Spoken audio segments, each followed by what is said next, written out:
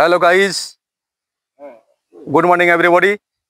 শুভ সকালে শুভ মুহূর্তে সবাইকে আন্তরিক ভালোবাসা ও অভিনন্দন জানিয়ে আজকের এই ভিডিও আপনাদের সামনে উপহার দিচ্ছি।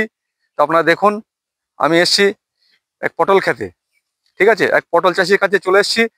তো দেখুন, উনি পটল চাষ করেছেন, এই জমিতে অনেক পটল বিক্রি করেছেন, তো আগামী দিনে আরও বিক্রি করবেন।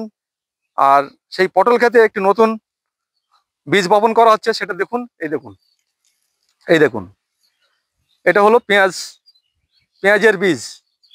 পটল খেতে পেঁয়াজের বীজ মানে বোনা হচ্ছে আগামী দিনে, মানে এই এই জমিতে এরপর পেঁয়াজও চাষ হবে এই পটল ক্ষেতের ভিতরেই। তো চাষি ভাই, এই দেখছি পটল ক্ষেত, এই পটল ক্ষেতের মধ্যে দেখছি এই আপনি এই পেঁয়াজের চারা লাগাচ্ছেন। হ্যাঁ, এগুলো তো সাধারণত এটা আমরা এই যে খাবার পেঁয়াজ যেটা বাড়ি আমরা খাই, হ্যাঁ, সেগুলো আমরা বেশিরভাগ চাষিরা পটলের এই যে পিলিগুলো আছে সাইড দিয়ে যে জলগুলো আমরা পর্দে নেই, সেগুলো যদি আমরা ধারে পেঁয়াজগুলো লাগিয়ে দিই চারাগুলো, হ্যাঁ, পটলও থাকলো, আচ্ছা আচ্ছা। এবারে ওই এই পেঁয়াজটাও হবে। মানে এটা এটা লাগাচ্ছেন মূলত খাওয়ার জন্য, বাড়ি খাওয়ার জন্য, এবং বেশি হয়ে গেলে সেটা আবার বিক্রিও করতে পারবেন, মানে ওভার হয়ে গেলে। হ্যাঁ, মানে যতটুকু, মানে এক বছরে আপনার যা পেঁয়াজ লাগবে এখান থেকে মোটামুটি সেই পেঁয়াজটা এসে যাবে। তো সেইভাবে যে সেই জন্য লাগাচ্ছেন পেঁয়াজটা। মানে এক্সট্রা জমি হ্যাঁ হ্যাঁ, হলেও আমরা আচ্ছা আচ্ছা আচ্ছা এই পরের ধারে যদি করি, জল নেই তো, তাহলে মোটামুটি আমাদের এই পেঁয়াজটা পুরো হয়ে যাবে। আচ্ছা আচ্ছা, এবং এই সাইজও বড়। আচ্ছা আচ্ছা।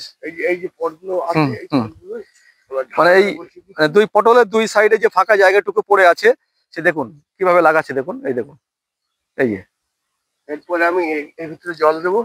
নিচে নিচে ক্যামেরাটা নিচে ধরো, ওই দেখো, এই যে জায়গায় লাগাচ্ছে দেখো, এই দেখো, এই যে কি সুন্দর করে লাগাচ্ছে। এই পটটায় জলটা আসবে। আর এই যে আল কাটা আছে, জমির ড্রেন কাটা আছে জমির মাঝখান দিয়ে, তো ওই এই ড্রেন দিয়ে জলটা আসবে যাতে কোনো অসুবিধা না হয় পেঁয়াজ চাষের ক্ষেত্রে। মাথার পাশ দিয়ে ড্রেন কাটা।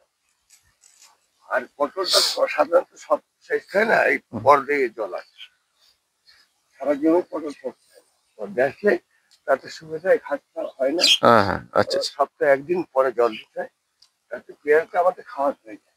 আচ্ছা আচ্ছা। ম্যাক্সিমাম চাষি আমরা এটাই করি। হ্যাঁ, আর এই রসুনও আছে, রসুনও লাগিয়েছি। আচ্ছা, রসুনও লাগাচ্ছেন তাই তো? রসুনও লাগিয়েছি। আচ্ছা আচ্ছা আচ্ছা।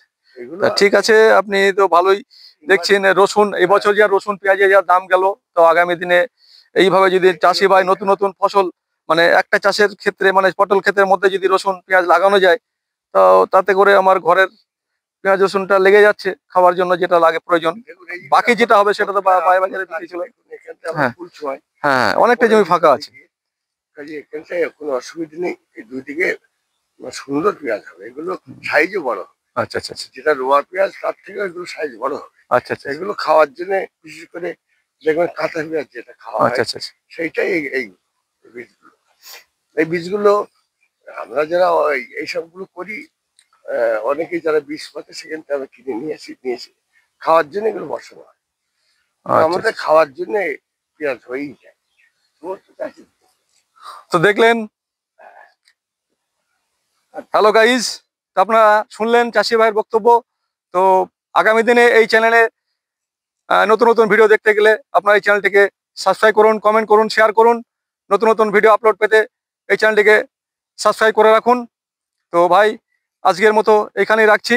আপনাদের পরবর্তী ভিডিও আমি নিয়ে আসবো আগামী দিনে, আরো নতুন নতুন ভিডিও। বাই।